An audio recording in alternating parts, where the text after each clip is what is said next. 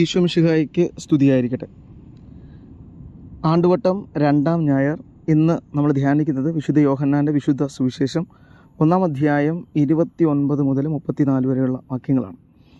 സ്നാപ യോഹന്നാൻ യേശുനാഥനെ ചൂണ്ടിക്കാട്ടിയിട്ട് ഇതാ ലോകത്തിൻ്റെ പാപങ്ങൾ നീക്കുന്ന ദൈവത്തിൻ്റെ കുഞ്ഞാട് എന്ന് പറഞ്ഞുകൊണ്ട് ലോകത്തിന് പരിചയപ്പെടുത്തുകയാണ്. അപ്പം യേശുനാഥനെ യോഹന്നാൻ കാണുന്നത്, സ്നാപ യോഹന്നാൻ യേശുനാഥന് ജ്ഞാനസ്നാനം കൊടുത്തതിന് ശേഷമാണ് യേശുനാഥൻ ആരാണെന്ന് സ്നാപക യോഹന്നാന് വ്യക്തമായി ഒരു അറിവ് ലഭിക്കുന്നത്. അത് സ്നാപക യോഹന്നാൻ ഇന്ന് സൂചിപ്പിക്കുന്നുണ്ട്. ജ്ഞാനസ്നാന അവസരത്തിൽ പിതാവായ ദൈവത്തിൻ്റെ സ്വരം കേട്ടതുകൊണ്ടും പരിശുദ്ധാത്മാവ് പ്രാവിൻ്റെ രൂപത്തിൽ യേശുനാഥൻ്റെ മുകളിൽ ഇറങ്ങിയത് കണ്ടിട്ടുമാണ് യോഹന്നാൻ ഈ സാക്ഷി നൽകുന്നത്. അപ്പം യോഹന്നാൻ യേശുനാഥനെ വളരെ വ്യക്തമായി ഒരു അടയാളത്തോടെ ലോകത്തിന് മുമ്പിലേക്ക് കാണിച്ചു കൊടുക്കുകയാണ്. ആ അടയാളമാണ് ഇതാ ലോകത്തിൻ്റെ പാപങ്ങൾ നീക്കുന്ന ദൈവത്തിൻ്റെ കുഞ്ഞാട് എന്ന് പറയുന്നത്. അപ്പോൾ ഇവിടെ കുഞ്ഞാട് എന്ന് പറയുമ്പോൾ സ്നാപക യോഹന്നാൻ്റെ മനസ്സിലേക്ക് കടന്നു വന്ന കുറേയേറെ കാര്യങ്ങളുണ്ടാവും. ആ കാര്യങ്ങൾ സ്നാപക യോഹന്നാൻ ലോകത്തോട് വിളിച്ചു പറയുമ്പോൾ ലോകത്തോടും ചില കാര്യങ്ങളെക്കുറിച്ച് സംസാരിക്കുന്നുണ്ട്. ഈ അടയാളം, കാരണം അവർക്ക് മനസ്സിലാകുന്ന ഒരു അടയാളമായിരിക്കണം യോഹന്നാൻ പറഞ്ഞത്. അപ്പോൾ യോഹന്നാൻ പൊതുവെ ഒരു പൗരോഹിത്യ കുടുംബ പാരമ്പര്യമുള്ള ആളാണ്. യോഹന്നാൻ്റെ പിതാവ് ഇസ്രായേലിൻ്റെ പ്രധാന പുരോഹിതനിൽ ഒരാളായിരുന്നു സക്കറിയ. ഇപ്പം യോഹന്നാനും അങ്ങനെ പൗരോഹിത്യ അറിവുകളൊക്കെ ഉണ്ട്. അപ്പോൾ ഈ പൗരോഹിത്യ അറിവിൽ ഒരു കുഞ്ഞാടിനെ കുറിച്ച് നമുക്ക് കാണാൻ സാധിക്കും. അപ്പം അങ്ങനെ സുവിശേഷത്തിൽ പലയിടങ്ങളിലും യേശുനാഥൻ്റെ ജീവിതത്തെ സൂചിപ്പിക്കുന്ന അടയാളങ്ങളെ പഴയ നിയമത്തിൽ നമുക്ക് കണ്ടെത്താൻ സാധിക്കും. യേശുവിൻ്റെ മരണം, പുതിയ നിയമത്തിൽ യേശുവിൻ്റെ മരണത്തെക്കുറിച്ച് പറയുന്ന, യേശുവിൻ്റെ സഹനങ്ങളെക്കുറിച്ച് പറയുന്ന ആ പ്രവചനങ്ങൾ പഴയ നിയമത്തിൽ ചില അടയാളങ്ങളിലൂടെ നമുക്ക് കാണിച്ചു തന്നിട്ടുണ്ട്. അപ്പോൾ ആ അടയാളങ്ങളുടെ ഒരു സൂചനയാണ് ഈ കുഞ്ഞാട് എന്ന പദം നമ്മുടെ മുമ്പിലേക്ക് കാണിച്ചു തരുന്നത്. അപ്പോൾ എന്തൊക്കെയാണ് ആ അടയാളങ്ങൾ, കുഞ്ഞാട് സൂചിപ്പിക്കുന്ന അടയാളങ്ങൾ? അപ്പോൾ നമുക്ക് ആദ്യം നമ്മളൊരു കുഞ്ഞാടിനെ കാണുന്നത് ഇസഹാക്കിന് പകരം ബലി അർപ്പിക്കപ്പെട്ട ഒരു കുഞ്ഞാടുണ്ട്. ഒരു പകരക്കാരനായ കുഞ്ഞാടായിരുന്നു. പിന്നീട് യേശയ്യാ പ്രവാചകൻ്റെ പുസ്തകത്തിൽ നമ്മളൊരു കുഞ്ഞാടിനെ കാണും. യേശയ്യാ പ്രവാചകൻ 53-ാമത്തെ അധ്യായത്തിൽ കൊല്ലാൻ കൊണ്ടുപോകുമ്പോൾ നിശബ്ദനായി നിൽക്കുന്ന ഒരു കുഞ്ഞാടിനെ കുറിച്ചൊക്കെ പറയുന്നുണ്ട്. ഇത് മാത്രമല്ല, പുറപ്പാടിൻ്റെ പുസ്തകത്തിൽ പുറപ്പാടിൻ്റെ സമയത്ത് അവർ ഒരു കുഞ്ഞാടിനെ കൊന്ന് അതിൻ്റെ രക്തം കട്ടിളപ്പടകളിൽ തളിക്കുന്നുണ്ട്. ആ രക്തം കാണുന്നത് കൊണ്ടാണ് അവിടെ വധിക്കാനായി വന്ന ഇസ്രായേലിൻ്റെ ഈജിപ്തിൻ്റെ ആദിജാതന്മാരെ വധിക്കാനായി വന്ന മാലാഖ ആ വീടുകളെ വിട്ടുപോയത് ഈ രക്തം കണ്ടിട്ടാണ്. അപ്പോൾ ആ കുഞ്ഞാടിൻ്റെ ഒരു സൂചനയുണ്ട്.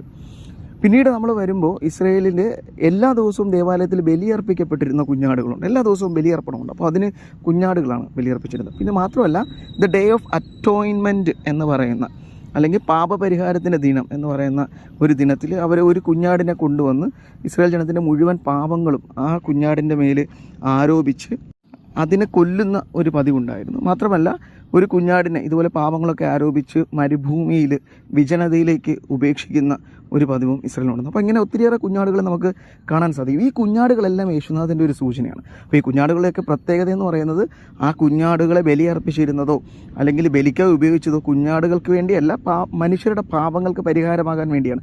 ഒരു പകരക്കാരനായിരുന്നു ഈ കുഞ്ഞാടുകൾ. നമ്മൾ ഇസഹാക്കിൻ്റെ കഥ മുതൽ ഇസഹാക്കിന് പകരമായി ബലിയർപ്പിക്കപ്പെട്ട കുഞ്ഞാട്, ആ കുഞ്ഞാടിന് വളരെ വ്യക്തമായൊരു സൂചനയുണ്ട്.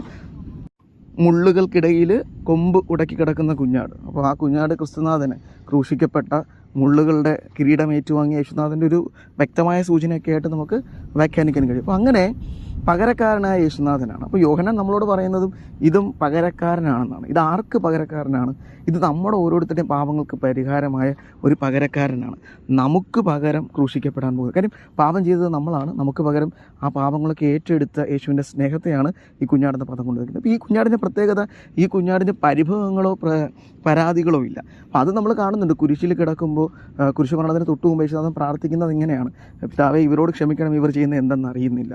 അപ്പോൾ ഇത് പരിഭവങ്ങളില്ലാത്ത കുഞ്ഞാട്. ഈ കുഞ്ഞാടിനെ കുറിച്ചാണ് യേശയ്യാ പറയുന്നത്.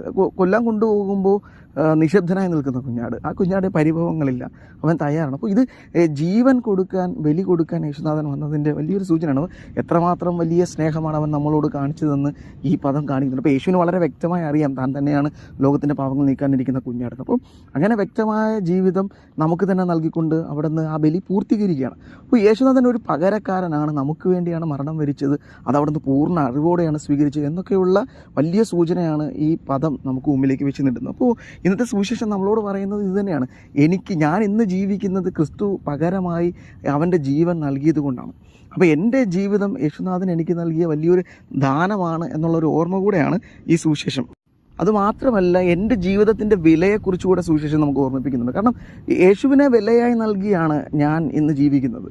പിതാവായ ദൈവം എൻ്റെ പാപങ്ങൾക്ക് പകരം വിലയായി നൽകിയത് ക്രിസ്തുവിനെയാണ്, ക്രിസ്തുവിൻ്റെ രക്തമാണ്. ഈ കുഞ്ഞാടാണ് എനിക്ക് പകരമായി നൽകപ്പെട്ടത്. അപ്പോൾ ഞാൻ എത്രമാത്രം വിലയുള്ളവനാണ്, ക്രിസ്തുവിനോളം വിലയുള്ളവനാണ് ഞാനെന്നുള്ള വലിയൊരു ബോധ്യം കൂടെ നമുക്ക് നൽകുന്നുണ്ട്. അപ്പോൾ ഈ സുവിശേഷം ധ്യാനിക്കുമ്പോൾ നമ്മൾ ഈ പകരക്കാരായ ചില മനുഷ്യരായി മാറണമെന്നും കൂടി ഓർമ്മിപ്പിക്കുന്നുണ്ട്. ഈശോയെ പോലെ മറ്റു മനുഷ്യർക്ക് വേണ്ടി ബലിയായി തീരണം. നമുക്കറിയാം, നമ്മൾ ഇന്ന് നാമായിരിക്കുന്നത് പല മനുഷ്യരും നമുക്ക് വേണ്ടി തങ്ങളുടെ ജീവിതം സമർപ്പിച്ചിട്ടുണ്ട്. നമ്മുടെ മാതാപിതാക്കന്മാരായിരിക്കാം, നമ്മുടെ സഹോദരങ്ങളൊക്കെ ആയിരിക്കാം, പല മനുഷ്യരും ജീവിതം ബലി കഴിച്ചതുകൊണ്ടാണ്. അപ്പോൾ അതുപോലെ യേശുനാഥനെ പോലെയുള്ള ഈ ഒരു പകരക്കാരനാകാനുള്ള ഒരു ഗുണം പക്ഷേ ഇന്നൊരു പക്ഷേ വളരെ തെറ്റിദ്ധരിക്കപ്പെടുന്ന ഒരു കാര്യമാണ്. മറ്റുള്ളവർക്ക് വേണ്ടി ജീവിക്കുന്ന മനുഷ്യരെയൊക്കെ നമ്മൾ അവരെ വിഡ്ഢികളായൊക്കെ കരുതുന്ന ഒരു ലോകത്തിലാണ്. നമ്മൾ സ്വന്തം ജീവിതത്തിന് വേണ്ടി സ്വന്തം കാര്യം ജീവിക്കണമെന്നൊക്കെ പറഞ്ഞ് പഠിപ്പിക്കുന്ന പുതിയ പഠനങ്ങളുടെയൊക്കെ ഒരു കാലഘട്ടത്തിലാണ് ഈ സുവിശേഷം നമുക്ക് മുമ്പിൽ ഒരു മാതൃകയാവുന്നത്. ക്രിസ്തുവിനെ പോലെ പകരക്കാരനെ ജീവിക്കുന്നത് അത്ര വിഡ്ഢിത്തപരമായ കാര്യമല്ല.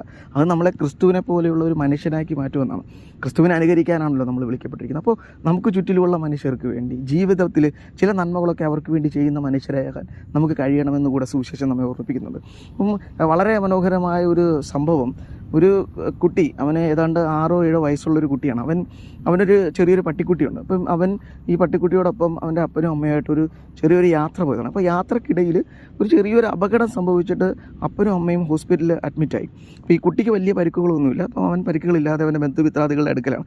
അപ്പോഴാണ് അവൻ ഒരു കാര്യം കേൾക്കുന്നത്, അവൻ അമ്മയ്ക്ക് കുറച്ച് രക്തത്തിൻ്റെ ആവശ്യമുണ്ട്.